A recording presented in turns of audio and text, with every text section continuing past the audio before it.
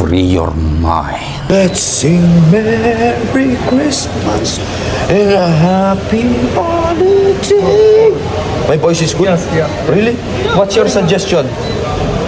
Your very voice is good, very nice. Your make real, you somebody said, after you somebody... You will follow me? Yeah, must be, follow me. Your name? Oh, Bijak. Oh, Bizza. Yes. Very nice voice, ha? Yes. Okay. Fish bomb. Parking lot. Yossi. Anong oras na?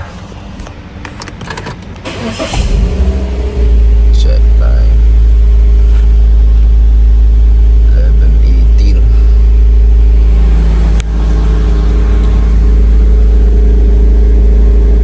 Yossi lang muna. Sad. Pogi ko sa yellow light, oh.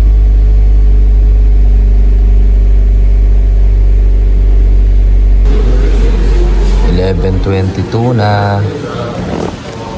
26 lang na tao. Paano tayo neto? Eh. 12:10 mga tol. 103 kilometers susunduin natin si Mrs. What do we have? Yossi. 12:17. Tignan nyo, para kami naka-aircon, no? Pare, gumagana pa engine ko niya, ha? 20 degrees Celsius sa labas daw, oh. Palagay ko, hindi lang 20, mas malamig pa dyan yung Al-Ain ngayon, eh. Ginaw talaga sa labas. Vegetable samosa tayo sa matalinong manok at 1 kara. Ano?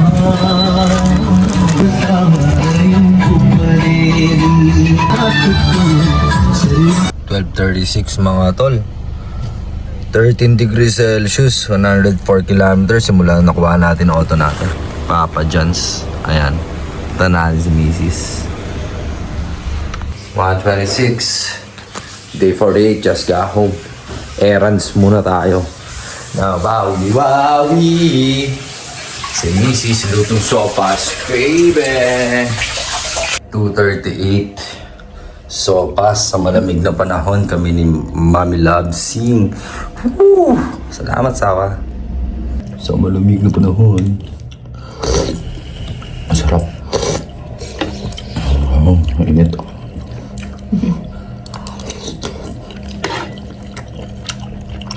Mainit tayo. Malamig naman panahon. 6:06 in the morning. Day 48. Sleep na kami ni Mrs. Pasok pa mamaya. 2:48. Painit na yung kotse. Tid natin si Mrs. mga tol. Welcome to day 48. Yeah. 3:01. Papa dyan sa'yo si Mrs. Tara. What's up again mga tol? Day 48. Ano? Pasensya na, hindi na pa siya parang naging daily vlog, pero pinipilit ko pa rin, no? Kasi nagkasakit ako. Ngayon, medyo magaling na tayo kahit papano sa awa ng Diyos. Thank you so much dun kay Doc Hana sa Mediclinic. At syempre, gusto kong pasalamatan pa rin lahat kayo ng mga taga-subaybay ko, yung walang sawa, talagang sumusuporta, no? Nandyan pa rin kayo, solid, no? At sa mga naboboring dyan sa akin daily vlog, at naiintindihan ko kayo, respeto dyan, no? Kanya-kanya tayo ng taste at trip sa buhay. Pero ako, para i-remind ko kayo ulit, etong vlog ko, guys, no? Hindi to pagpapa-plastic, hindi to para aliwin lang kayo. Pinapakita ko sa inyo ang regular kong pamumuhay bilang tao, na pamumulutan ako ng aral at inspirasyon na lumalaban sa buhay ng patas at hindi nanlalamang ng tao.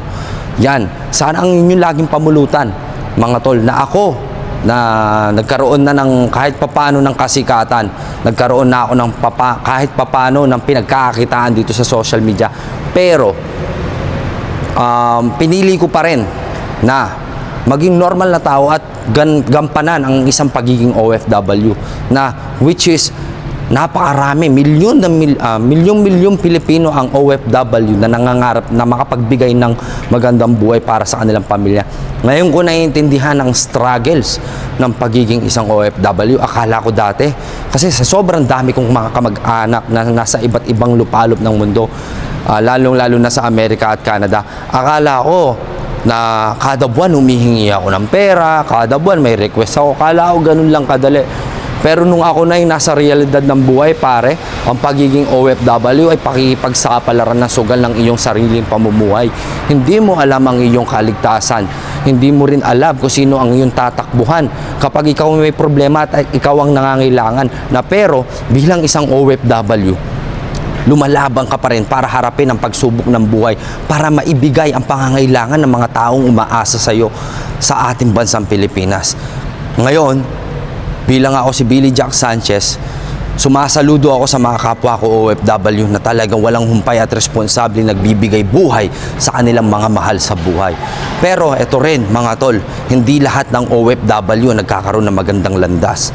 At gusto ko lang kayong paalalahanan, no, na kapag nandito na kayo sa ibang bansa, lalong-lalo na sa UAE, at kayo ay pamilyadong tao, lagi niyong tatandaan, bakit kayo nagsimula mag-abroad? Ibig sabihin nito, nangangarap kayo para sa inyong pamilya na kadalasan nakakalimutan ng karamihang Pilipino, lalong-lalo na ng mga kalalakihan, no? Ito, sinabi nga nila, hindi ko naman sa nila lahat. Marami kasing pag-uugali ang Pilipino na akala natin na okay lang ang ating ginagawa. At pasintabi na kung may mga masasagasaan ako, lalong-lalo na sa mga taga-Dubai, no? Ayan. Pati sa mga content creator na Pilipinong mga sa Dubai, yung mga pinopost nilang partition serye, imbis na kinokorek ninyo yung mga ganung bagay, kinokondone nyo pa, sinusuportahan nyo pa. Alam nyo na nga na mali ang pinaggagawa sa mga partition serye na yan, na ewan ko, may mga vlogger ako nakikita na sikat na Pilipino din, no? Hindi ko na kayo papangalanan, pero sana pamulutan kayo ng aral na hindi nang ginagawa nyo pang katatawanan ng isang pangit na pag-uugali. Kasi maraming mga Pilipinong lalaki dito at mga babae din na may mga asawa at anak sa Pilipinas, pero dito nagnonobyo at nobya na napakapangit tignan.